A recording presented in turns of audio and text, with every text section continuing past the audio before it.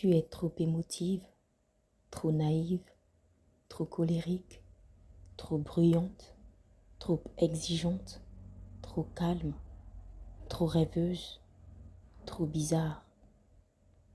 Bizarre. Ce mot est celui qui m'a le plus heurté, je pense. Ce sont là des phrases que j'ai reçues et entendues toute ma vie. J'ai toujours reçu ces phrases comme des critiques et leur impact sur moi a été énorme. J'ai toujours pensé que je devais apprendre à être un peu plus modérée, que je devais être moins que tout ce qu'on me reprochait, afin de répondre à leurs critères, que je devais être moins émotive, moins naïve, moins sentimentale, moins exigeante, moins silencieuse, moins joyeuse, et j'en passe. Alors j'ai fini par me perdre. Je ne savais plus comment me comporter.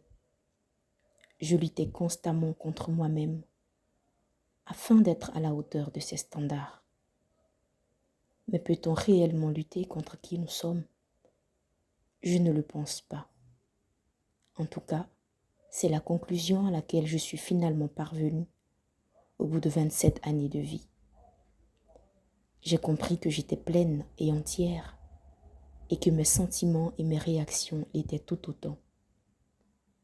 J'ai compris que je pouvais m'extasier devant un ciel plein d'étoiles ou un bon dessin animé, mais que je pouvais également rester parfaitement indifférente face à ce qu'un grand monde trouvait extraordinaire, que je pouvais aimer à la folie sans grande précaution et aussi exploser de colère face à ce que j'estimais être injuste, que je pouvais être la personne la plus bruyante parfois, surtout quand je suis entourée des personnes avec lesquelles je me sens le plus à l'aise, et l'instant d'après, me murer dans un silence complet, que je suis comme je suis et qu'il était inutile de vouloir faire taire en moi tout ce que je ressentais, ou encore essayer de diluer l'intensité de mes émotions.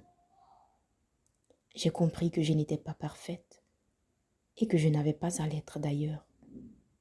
J'ai compris que j'étais moi et personne d'autre, et que si je m'acceptais complètement, les autres n'auraient d'autre choix que d'en faire de même.